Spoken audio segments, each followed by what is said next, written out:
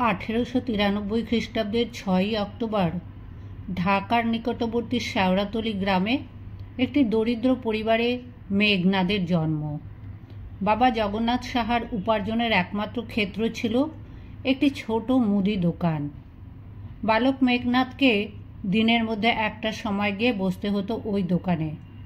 পাঠশালার পাঠ শেষ হলে তাকে ভর্তি করে দেওয়া হয় শিমুলিয়া গ্রামের মিডল স্কুলে।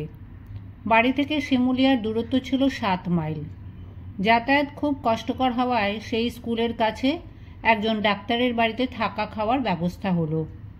পরিবর্তে মেঘনাদকে করতে হতো সেই বাড়ির প্রায় একজন চাকরের কাজ। প্রথম জীবনের এই দুঃখ অনটনের কথা তিনি কোনো দিন ভোলেননি। পড়াশোনা করবার সময় পেতেন খুব কম, কিন্তু মেধা অসাধারণ হওয়ায় যা পড়তেন তার সারমর্ম গেঁথে থাকত মনে। মিডল স্কুলের পরীক্ষায় ঢাকা বিভাগে প্রথম হন, সরকারি বৃত্তি পান, ভর্তি হন ঢাকা কলেজিয়েট স্কুলে। কিন্তু বঙ্গভঙ্গ আন্দোলনে সামিল হবার অপরাধে তাকে বৃত্তি দেওয়া বন্ধ করে দেওয়া হয়। সরকারি স্কুল থেকেও বিতাড়িত হন তিনি। তখন তার দাদা জয়নাথ তাকে বেসরকারি বিদ্যালয় কিশোরীলাল জুবলি স্কুলে ভর্তি করান। খুব কৃতিত্বের সঙ্গে এন্ট্রান্স পরীক্ষায় উত্তীর্ণ হলেন মেঘনাদ। ঢাকা বিভাগের ছাত্রদের মধ্যে অঙ্ক, বাংলা, ইংরেজি ও সংস্কৃতে সবচেয়ে বেশি মার্কস পেলেন। 1911 খ্রিস্টাব্দে আইএসসি পরীক্ষায় তৃতীয় স্থানে উত্তীর্ণ হন। প্রেসিডেন্সি কলেজে গণিতে অনার্স নিয়ে বিএসসিতে ভর্তি হন। এখানে তিনি সহপাঠী হিসেবে পেয়েছিলেন পরবর্তী সময়ে আর এক বিখ্যাত বিজ্ঞানী সত্যেন্দ্রনাথ বসুকে, আর শিক্ষক রূপে পেয়েছিলেন জগদীশচন্দ্র বসু ও প্রফুল্লচন্দ্র রায়কে। তাঁর চেয়ে কলেজে 1 বছরের সিনিয়র ছিলেন পরবর্তীকালের আর এক প্রখ্যাত বৈজ্ঞানিক প্রশান্তচন্দ্র মহলানবিশ।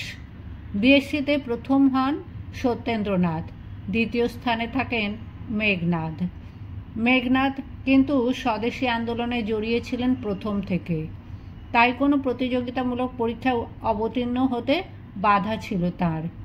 1916-তে স্যার আশুতোষ মুখোপাধ্যায়ের ডাকে তিনি সায়েন্স কলেজে অধ্যাপকের পদ গ্রহণ করেন। বিজ্ঞান মহাবিদ্যালয়ে অধ্যাপনা করবার সময় সত্যেন্দ্রনাথ বসুর সঙ্গে যুক্তভাবে তিনি আইনস্টাইন ও মিনকুয়াস্কির আপেক্ষিকতাবাদের উপর জার্মান ভাষায় রচিত গবেষণা ইংরেজিতে ভাষান্তরিত করেন, যা প্রশান্তচন্দ্র মহলানবিশের ভূমিকা সমেত প্রকাশিত হয় কলকাতা বিশ্ববিদ্যালয় থেকে।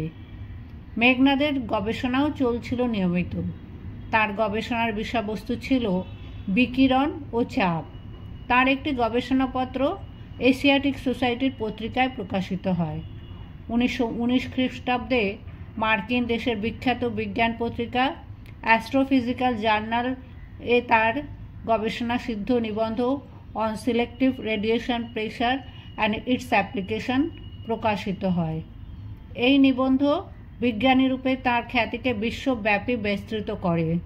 তিনি এরপর সূর্যের অভ্যন্তরীণ ক্যালসিয়াম, স্ট্রনসিয়াম, বেরিয়াম, হাইড্রোজেন ও হিলিয়াম গ্যাসের অয়ন পরিমাণ গণিতের সাহায্যে নির্ণয় করেন। এইভাবে তিনি বিশ্বের অন্যতম শ্রেষ্ঠ পদার্থবিদ হিসেবে নিজেকে প্রতিষ্ঠিত করলেন। ইতিমধ্যে কয়েকবার বিদেশের বিভিন্ন দেশ ঘুরে আসেন। 1927 খ্রিস্টাব্দে লন্ডনের রয়্যাল সোসাইটির ফেলো নির্বাচিত হন। এরপর তার গবেষণার বিষয়বস্তু হয় নিউক্লিয় পদার্থ। 1947 খ্রিস্টাব্দে তাঁরই প্রয়াসে গঠিত হল নিউক্লিয় পদার্থ বিজ্ঞানের গবেষণাগার ইনস্টিটিউট অফ নিউক্লিয়ার ফিজিক্স। অন্যদিকে মেঘনাদ সাহাই দামোদর নদ পরিকল্পনার রূপকার।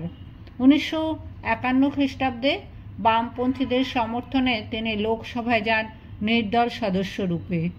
সংসদে তাঁর ভূমিকা ছিল গঠনমূলক ও সৃষ্টিশীল। 1956 খ্রিস্টাব্দে দিল্লিতে প্ল্যানিং কমিশনের সভায় যোগদানের পথে হঠাৎ অসুস্থ হয়ে পড়েন ও 16 ফেব্রুয়ারি শেষ নিঃশ্বাস ত্যাগ করেন।